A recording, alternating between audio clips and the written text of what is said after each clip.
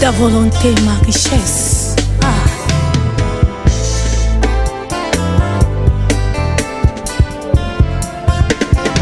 Salelanga ndengolingi, salelanga ndengoli. Bonjour tout le monde et surtout meilleur vœu na bandeko nyonso yo bozo landa biso de partout à travers notre chaîne Béton TV. To bosani pété na bandeko nyonso yo bozo landa biso libanda ya mboka même pe na kati awa à travers notre chaîne YouTube Paix de Vainqueur Télévision. O ezali émission na biso otozo linga mikolo yo temps de la victoire. Temps de la victoire, ezali émission o epai wa pezo benda biso na kati ya prise de conscience. Ezo mema biso to yeba comment le diable est en train de travailler dans nos vies. Pe to yeba que Satan alinga biso te.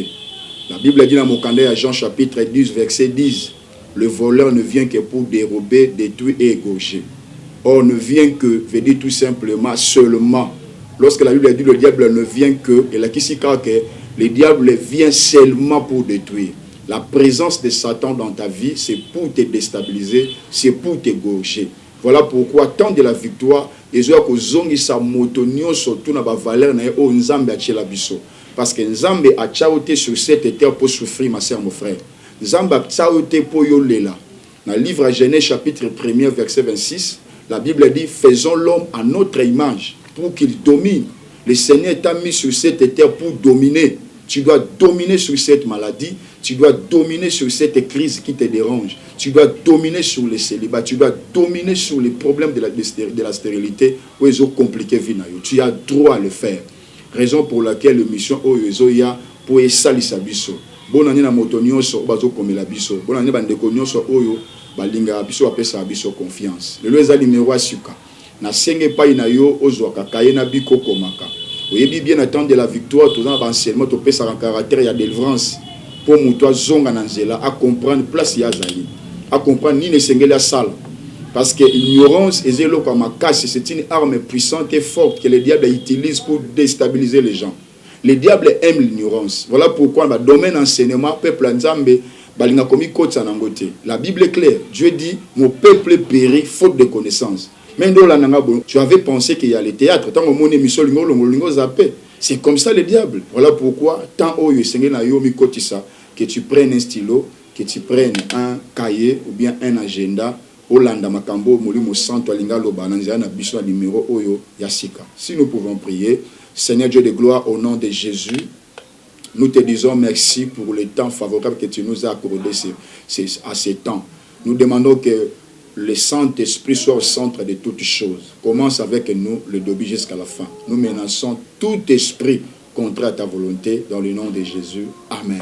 Merci beaucoup de Bonanga. Je pense que le numéro est l'équisika. Et qui numéro est Sunga qui biso makasi. Qui très très capital.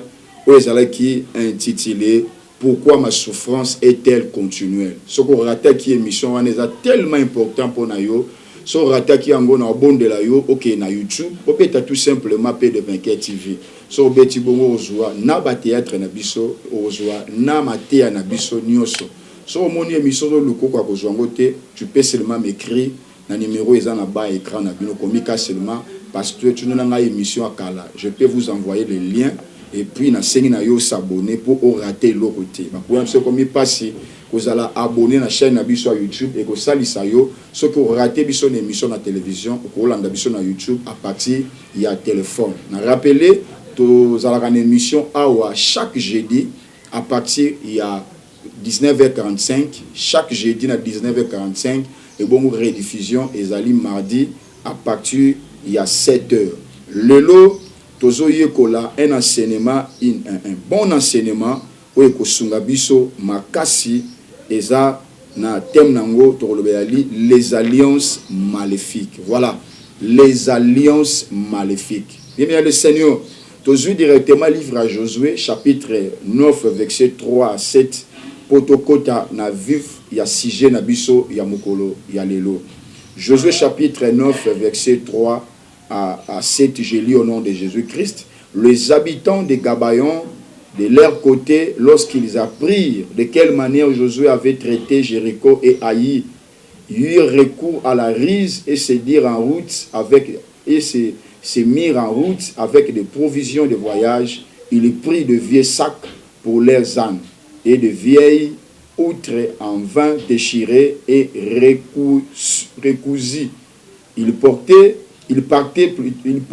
verset 5, ils portaient en leurs pieds de vieux souliers recommandés et sur eux de vieux vêtements, et tous les pains qu'ils avaient pour nourriture étaient secs en miettes. Verset 6, il reste autant en anda pour le temps, c'est le temps. Ils allèrent auprès de Josué au camp de Gilgal et il lui dit: ainsi, en tous ceux d'Israël, nous venons d'un pays éloigné, maintenant faites alliance avec nous. Bien-aimés dans le Seigneur, nous avons parlé sur les alliances maléfiques. Alors, dans la Bible, on nous parle sur la tribu de Dieu, la tribu d'Israël. Vous voyez bien que le peuple d'Israël, c'était un peuple choisi par l'Éternel. Et le Seigneur permet que Israël, pour un exemple à suivre. Israël, c'est l'horloge de l'Église. C'est situé dans le temps à travers Israël. La Bible dit, après la mort de Moïse, Moïse, par la grâce de Dieu, avait recommandé à Josué de continuer à marcher avec le peuple. Promesse, c'est-à-dire le pays où coule le lait et le miel. Et pendant qu'il y avait deux pays où il faut renverser. Haï et Jéricho. La Bible dit tant qu'on va renverser Haï, va renverser Jéricho, et comment qui maintenant va continuer vers Gabaon. Lorsque le peuple Gabaon comprend que le peuple Zoya, c'est un peuple fort, c'est un peuple puissant, ça il rise. Ça il nim. Ça qui pembe ni kaka après Haï et Jéricho et Zabango, ke baluki bilamba ya kopasuka ya mabe ya salite balati. Bazui mapa ya kokauka. Basomba chaussure ya mabe. Bazui balati, basali rise, bakosi peuple d'Israël.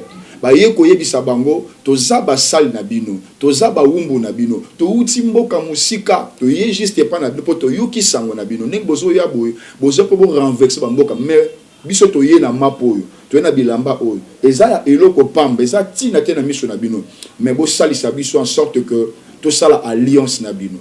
Et lorsque Josué yokaki yango, accepta qu'il lipa, accepter bilamba, a sali alliance pe a girer na kombo nzambe ki akoki jamais ko bundisa Gabaon pe ko kwesa yango. Nzoka yaki na rise na sima nango. Na sima ba ko comprendre que yaki rise Gabaon ba kosa ki Israël pour ba protéger ba bien na bango. Bien le Seigneur. Tout le monde a sous même rise au et pas un serpent. Na Genèse chapitre 3, lorsque moi si azalaki bien confortable bien Nanzambe na mobile na ye, tout le monde dit serpent qui est le diable, azoya ko c'est la rise pour ça la alliance na moisi. Et ce qui s'est passé na Tangwakala, ce qui s'est passé na alliance na Tangelebinu à Gabon na Israël, ils ont que s'est passé na temps où. Et na battu belé azamon nanzam.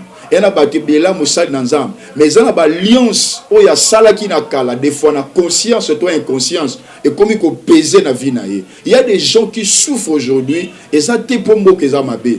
Et ça te pour mutabalo azamabe. Et ça te pour moi sur bal azamabe. Et ça parce que alliance sociale na Satan. Yango nezo peser na vie na yo. Na zo biselo ko moko ya na ngai. Les actes que nous posons sur cette terre. Yo monika eza acte. O lobi kaka, o sali kaka. O zo ebate simanango ya une alliance oyo conclure. Makamusi o lobi ka o lobi po loba. Mais une alliance esami entre yo na monde spirituel. Raison pour laquelle l'émission na oyebisa yo quelles sont les alliances. Au défaut, salo yebate. Maman zo kangai, ma soeur, tu m'entends, mon frère, tu m'entends. Des fois, zo luka musala, il y a toujours complication. Des fois, nengo zabo, au banda ba relation, mais toujours il y a toujours interruption, il y a ba relation na yo. Au bandi, il y a toujours les échecs. Au zo banda ba faire et zo simbate. Quelque part, il y a une alliance maléfique, tout ça na Satan. Quelque part, il y a des paroles théo yoba qui na diable et kangi yo. Nazo rappeler na domaine alliance. Et une alliance où elle est consciente. Au mouton, sali yemo kaza consciente. Mais aussi il y a des alliances qui sont inconscientes. Au sali yango, mais yomo komi yebite ko côté une alliance. Et elle a révélé ma soeur, de konangai, notre spectateur. Il faut bélo komoko. Qu'il y a 3 minutes na messa Satan au foot pendant 30 ans. Il y a des gens qui souffrent aujourd'hui. Makambo basala ki lobby. et l'équipe mikolo aujourd'hui bazo vivre où ezali ba pokase na kati ya ba vie na bango. Josué à cause ya signature, à cause ya alliance ou asala ki na Gabaon, ezaki na ba problème o ebota maki liboso na ye nanza parce que l'Éternel n'avait pas plu le lenge Moïse Josué a commetaki erreur wana ya ko sala alliance ya mabe na bandeko na biso ya Gabaon. Ma sœur, mutu nyonso na kati ya alliance na Satan, aza une personne contrôlée par le monde visible. Il y a des gens qui sont contrôlés. Il y a des gens qui sont contrôlés. Il y a des gens qui sont surveillés. Yo yebito tambolaka. Yo yebito kota libala. Yo yebito kena musala. Mais ta vie est contrôlée par l'ennemi sans que yo moko oyeba, ma soeur, mon frère. Bien, le Seigneur. Nazo pesa d'abord, numéro 1, on pesa sa définition. C'est quoi une alliance? Par définition, une alliance est un accord entre deux personnes ou plusieurs parties pour faire certaines choses dans les termes conditionnels. L'alliance, premièrement, est un accord au bateau bayokani. Et cause à bateau bayokani accord ou encore deux parties, deux pays. Les Tomoni biso to sali accord na bandeko na biso, il y a le Rwanda et puis les États-Unis, accord ils a deux pays ou deux parties ba sali une alliance. Et deuxième définition, on peut définir alliance comme un pacte. Et c'est ce que la Bible même définit. L'alliance aussi, c'est un pacte. Oui, pas wapi, et au salama entre deux personnes. Troisièmement, une alliance, c'est un engagement irrévocable. Et ça, ma kambo bo yokani bo kangi, o mutakoko révoqué en wasate, ne bo yokani bongo etikali bongo. Et ça, ma kambo bo yokani etikali irrévocable. Et l'alliance peut aussi être comme une chaîne. Chaîne liée batomi balé.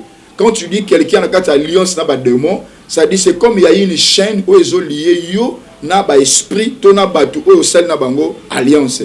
Voilà, l'alliance aussi est cause à une entente mutuelle entre deux personnes. Bo yokani na muninga les en mariage, bo sali une entente mutuelle, c'est aussi une alliance. Alors maintenant les alliances maléfiques c'est quoi? Les alliances maléfiques c'est un pacte qu'un être humain conclut inconsciemment ou consciemment avec le diable.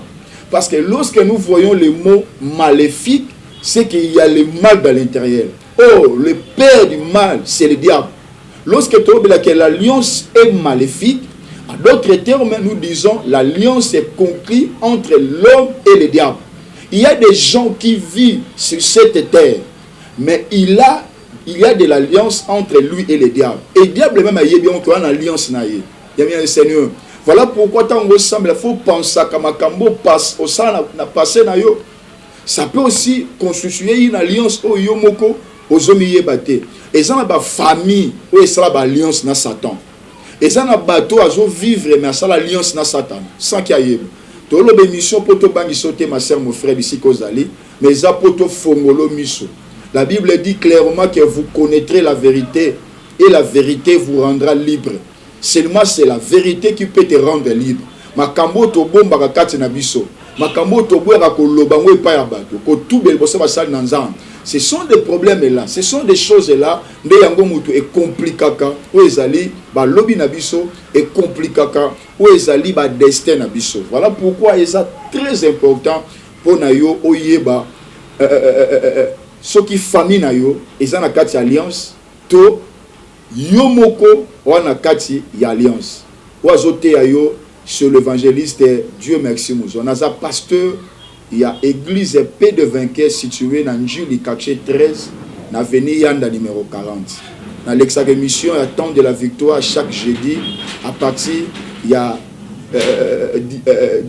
19h45 et puis mardi à partir il y a 7h. Émission auto qui c'est un caractère de délivrance pour même kati il y a victoire peu délivrance parce que la délivrance aussi c'est aussi la victoire. Voilà, rapidement la ligne pesayo les signes pour savoir que tu es dans l'alliance ou encore ta famille est dans l'alliance. Ndenge nyoko yeba que wana kati alliance na Satan. Wana kati alliance na ba démon. Pe ndenge nyoko yeba que famille na yo, mobali na yo, couple na yo eza na kati alliance na ba démon. na opesa quelques signes rapidement parce qu'il y a télévision bo limbisanga na okene rapide parce que chapitre auto bandi eza mulai lo na opesa kaka ba signe et bongo jeudi prochain na opesa quelles sont les alliances conscientes et puis inconscientes ou ezo imagine na kati ya ba complication. Premièrement, première des choses, premier signe pour y avoir na kati ya alliance maléfique, premièrement, il y aura un esprit faible devant le péché. Il y aura un esprit faible devant le péché. Ma soeur, mon frère, au Sambelaka, au Matakangomba, au Lukakanzam, Mosoko se rendre compte que les soumoué kangiwana, au quoi qu'on abandonne en côté. Yebaka déjà que on a kati alliance na démon parce que les soumou les habilés à démon. Les démons aiment le péché. Le diable aime le péché. Sauf dans l'alliance na bango, oko lia na bango repas moko. Voilà pourquoi na ba belé a mosal nanzam. Aza moi nanzam, il sert en Christ, mais la vie de l'impudicité quoi abandonner ngote. Ozolandango yebi, vie à l'occulter sa vie na yo. Même si tu demandes pardon à Dieu, mais au quoi qu'on se retenir, il faut toujours au péché. Moussou soisa, on a en église, on a sisi, on a sur la masturbation. Mon frère, ma soeur, et le modérateur, il y a mon tant aussi, Sabina Ngai papa, Nazala qui a un masturbateur depuis l'âge de 12 ans. Ce qu'on a 36 ans, je continue toujours à me masturber. Attends, j'ai eu décision à Tikayango, na karaté. Maman, ma soeur, mon frère, vie aux autres quoi abandonner, ça montre que tu as un problème spirituel. Même Pierre, a tombé qui n'est rien wana. Alors qui m'a cambol, il y a ma lame au fond na sana ko sala yangote. Il y a ma bé de nazo sal. Abi misérable que je suis, qui me délivrera? Nani fallu ka délivrance. Et ça moutou a une incapacité à abandonner alcool malgré zo sambela. Nani fallu ka délivrance. Aza moutou yo azo bondela mais une incapacité au tika via ki muibi. Ozo sambela mais ki muibi linga yo. Qui muibi lato lokola sonzo et kanga yo et condamna vina yo. Et lorsque tu sens que tu es condamné, tu es lié par le vol, tu es lié par l'impudicité, sache-le que tu es dans l'alliance maléfique. Deuxième des choses, la constance dans les soucis. Il y en a qui va passer toute sa vie à raisonner. Ils ont passé tant dans souci, dans ma canisse. Oui, tu as battu photo canissa. Les cambouis sont comme l'autre. Tu dois raisonner, tu dois réfléchir. Mais lorsque tu passes tout le temps dans le souci, ça montre que tu as droit, il y a bimanakati, il y a alliance, il y a salité. Troisième des choses, la perception des voix étranges. Avant, j'avais fait une délivrance comme ça dans l'église. Moi, si je suis vendu,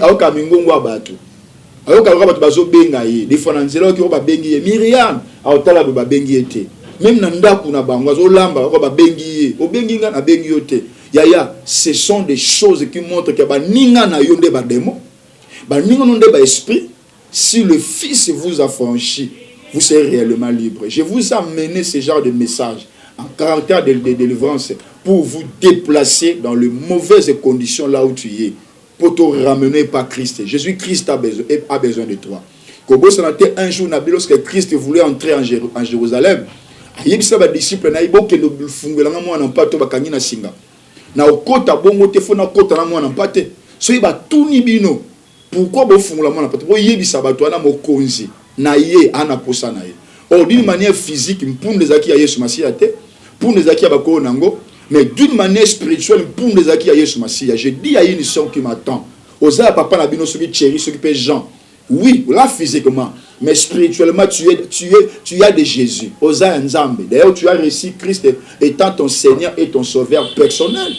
Au beau temps, le kolam mouyanji, le kolam kon, le kolam moulouba, mais osa bangote, au comment Nzambe spirituellement. Voilà pourquoi, de la même manière, Christ avait dit, na okotate na Jérusalem, mais ceux qui n'a continué à m'en Christ a aussi besoin d'entrer avec toi. Azar pour ça, à libérer na famille ma bé au kota. Bisika ma bé ba koti sayo. Et pas y puis ton père à cause de la sorcière. Ta maman peut être sorcière, c'est lui qui est le porte-malheur de ta vie. Mais Christ est venu, m'a dit, m'a recommandé de te dire, tu dois quitter ce genre de vie, tu dois quitter ce genre de famille, afin que tu sortes victorieux. Dans la poste 2026, les téléspectateurs, victorieux dans la maladie, victorieux dans les soucis, victorieux dans les complications. lorsque tu entends des voix étranges, des fois qui te dérangent, ça montre que tu as une alliance maléfique. Quatrième des choses, la présence d'un être spirituel à côté de toi. Il y a des gens, mais lorsque c'est comme si tu as quelqu'un à côté de toi. Lorsque tu as ce genre de choses, comment est-ce que mutalolenge wana kokuta mbala malama vina yebisanga? Comment est-ce que mutabongo à cause de la chance, opportunité à musala? Lorsqu'à côté de toi il y a des personnes spirituelles, il y a des gens qui marchent accompagnés avec des spirituels, des personnes spirituelles, des êtres spirituels. Au loba qu'on vend des êtres spirituels. Il y a des gens qui na sala boye, laisse-na tout muto, laisse-na tout loko. Mais comme ça, muto azate, ça montre que tu as un problème spirituel. Et nous sommes là, Dieu nous a mandaté pour toi aider d'une sorte que bobima na kati biloko wana. Cinquième des choses, la folie occasionnelle ou le surménage sans but. Ba mishomo na famille bobela maboma pamba pamba. Bona lina bataba fou. Mutulika muta komi liboma. Ya kinganda bela ngo, yepa yo bela ngo. Mususu zama ba surménage. J'avais prié pour une sœur azaki surménager na bonde ponaye mususu ayesu surménager na bonde comme le rakirna. Lorsque tu as des familles surménagées, mais tu es pétarabino, excusez-moi pour les termes, mais tu es bébarabino, ça montre que ezana ba alliance moko eza caché na kati ya mabota na bino. Boluka délivrance. Sixième signe, parfois des toits d'araignée dans ta figure. Au remarquable de faux côté quelque part, ndako côté bokombolaki, mais toi d'araignée l'omné au sani. Et à signe ma bé. Lorsque vous présentez souvent, na bien souvent, il y a des toits d'araignée et là t'as l'ominayo. Ou les cabés toits d'araignée kangiyo, ils ont pas mauvais signe. Et là que ça que moutoango, on a qu'à filer à moulili et ça se manifeste na ba toile d'araignée. Septième des choses, contact avec les morts. Il y a des gens qui ont contact avec les morts. La Bible est claire. Il n'y a pas un contact. Il n'y a pas un contact entre le vivant et le mort. Mais pourquoi chaque fois toi tu reçois des messages venant des morts? Oh maman le belenga, maman sakufa. Na lagi na butu, ya milenga ibisenga. Quand cela se fait souvent. Parce que les années comme message aujourd'hui kokani na obozo vivre. Alors tu dis que il est venu me visiter, je vous dis faites attention. Tu ne peux pas avoir un contact avec les morts. C'est qu'il y a une alliance quelque part. Donc tu expliquer l'alliance, de te comprendre pourquoi l'autre maman la blessure kufa. Pourquoi l'autre papa la blessure kufa. Mutu sa kenda kala pourquoi l'autre aye. Pourquoi il faut l'autre aye. Hein? Na ce qui m'a cassé néanmoins aussi à kufa kufela ndeko na kenda kala. Azo bisangai kaka lelo azo bisangai na loti ndoto ndeko ngo azoya ko yambanga no zeki lobi azoya ko yambanga tozala nayi. C'était yo so kufa bi te ya to va na biso na yo. Vous avez normal. Lorsque vous recevez des messages venant des morts, ça montre qu'il y a un contact. À part contact avec les morts, le message d'esprit des morts. Hein, maman? Tout ça, c'est aussi un signe bizarre. Huitième des choses, intronisé. Vous avez intronisé dans la cérémonie. Ah, non, ben dans ma canissa, cérémonie en mariage, cérémonie anniversaire, cérémonie de kamo songolo, il y a domaine moko, faites très attention. Bah cérémonie mingi ya butu ko sepela na nante, et ça la rappelle intronisation. Bazo introniser quelque part, bazo vendre so bisika moko. Ba ndeko nyonso za lota, ba ndeko nyonso za osala ka pipi na mbetu. De faut que la moso. Ngana op même message pour na au Kangola. Le Seigneur m'a amené à la télévision ozo kanga pambate. Zamba permettre au landanga pambate. Ce n'est pas pour rien. Zamba yebi. D'ailleurs, na dictionnaire en Zamba, le mot par hasard n'existe pas. N'existe pas. Je vous révèle les choses cachées au yobo ya koloba. Il faut samba la cause. Sœur, moi, skitoko, mobali kitoko. Oloba jamais na pasteur na yo ko suba na mbeto. Oloba jamais que tu fais pipi. Et ça déjà mon comme alliance. Ou bien vous avez la sorcellerie inconsciente. Ou bien il y a une alliance qui a été traitée entre toi na ba esprit. Et zo senga na yo oleka na lo sambo ya délivrance, prière ya délivrance. Ya so ça alliance na mutu oko boya no kati oko reva oko telemelango au boyino alliance yango mais faire l'alliance avec Satan na makasi nini et puis azoye biso solo au ça alliance na Satan et le mwana conseil té oh ba peso conseil pour abandonner non alliance avec le diable et c'est un conseil té même si tangisima ya miso soko kangi alliance na Satan na ozana obligation à assumer tina suka. Voilà pourquoi na sambele panzambe le Dieu que je te prêche, Jésus-Christ de Nazareth, le seul et l'unique qui était entré dans le tombeau, il est sorti vivant. Et je te dis ce qui est vrai, il est capable de te faire sortir de là. Bima, parce qu'en dehors de l'alliance maléfique, il y a encore une alliance de la croix.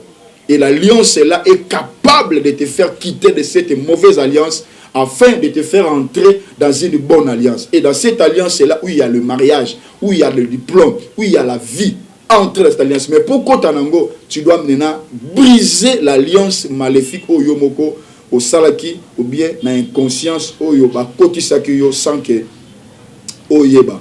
Na continuer, à part que ça la pipi na mbetu, aux amu kolo mosuba na mbetu, aux amu ko ba signe, neuvièmement, ba landa ko ba mbangu na bouté pa batu ba soldat banane. Mutu mon côté akoyoke la yo pasi koleka yo. Azate. Puis mutu mon côté à sambela bien le kola yomoko asate yomoko faut la conscience et on te parle la délivrance c'est la prise de conscience. Lorsque tu n'as pas de conscience c'est pratiquement impossible pour vivre le boko ensemble na bomo inayo na pamboli motono solanda biso émission qui toko boy kanga mkolo benga ndeko na yo komela ye na continue ko bisa batu nyoso bana posa le sam bato bali ko prier na WhatsApp to na groupe na biso WhatsApp ou pas to sambela kati na groupe wana soko lingo ta groupe pona komena kaka groupe de prière waka prière pasteur prière otie kombo na commune obimeli soko linga prière te kokomate batuni ba coach na groupe prière mais ata mukolo mo ensemble na bisote akota ne kaka pa kota ma ensemble la nete yo soko linga prière te en tout cas ko pesa kombo te soko linga osambela nde pesa kombo to banda osambela elongo na yo ça c'est l'émission Temps de la victoire. Et il n'y a pas une abino pour vous ramener à la vie. Je bénis tout le monde. Si on a posé soutenir l'émission Oyo, Zaya Oza le bienvenu. Des fois, Zamba Koko visite à partir, il y a soutenance na yo, na kati, il y a émission Oyo. Numéro na biso Ezawana, tu nous appelles, Oroyamba, Ngamoko, Balandara yo na Butu, Okimara Bambangu, Yebaka que tu as un problème. Ou encore tu es pourchassé par les animaux féroces. Nous sommes Sarana Nioka, Nioka Landarayo, hein? Landarayo na Bamboua, des fois, Bamboua, Basuyo, hein? Niawa Suyo, Nioka Suyo, Basio na Niamo Songolo, ça montre que tu as un problème. 11e des choses, insomnie et rêve effrayant. Ndoto e bangisa, l'autre souvent, régulier, l'autre zo banga, hein? Ba cauchemar, ezo bangisa yo, et puis des fois pungé zate, ba nenga ba lali, yozo tanga ba toto tanga ba plafond, ça montre que tu as un problème, tu as une alliance maléfique. 12 au révarba mission profane, na tanga ba kombote, yoza mwana nzai moza toujours à mourir à musique profane. Je ne vais pas citer les noms. Oza plus na tango yo kabango, na téléphone na yo musique profane. Oyebi bien. Oza ba mourir à musique, oza chrétien, ou mi pesa kombo ya mission mo ba munenga zaki mutu akingani. Na zamu yingani, oyebi bien. Et ce comment rêver bango, ça devient très compliqué. J'avais prié pour une sœur, Kala, Azaka mission chrétienne, mais à travers un mix Céline Dion. Mon monsieur a l'autre en l'autre, Céline Dion a zo Cissé. Céline Dion a zo Cissé. Faites très attention à la musique profane. Ou bien au revaka, aux autres ba acteur ba série, ba acteur ba film, aux autres bango. So monde du lokoana comprend directement qu'il y a quelque chose qui ne va pas dans ta vie. Aux sengayo oleka na délivrance. Yesu Christ on a croix a kufaki maboko fungwa mana posa yo ya vers yo. Émission la biso de chaque jeudi à partir de 19h45, rediffusion mardi à partir de 7h. Comme on a évangéliste Dieu Maxime Zola, pasteur de l'église Paix de Vainqueur, Pézali na quartier 13, na Njili, na avenue Yanda numéro 40. Si on a posé sa suggestion, on a posé sa prière. Comment le numéro na yo quand tu as ta groupe en prière, si on a posé sambe la pona yo, benga biso to fixer rendez-vous pour le sambo. Na pesi merci na moi si na agence Muzo aki na sima caméra, pour le smasi ya pambola biso. Bye.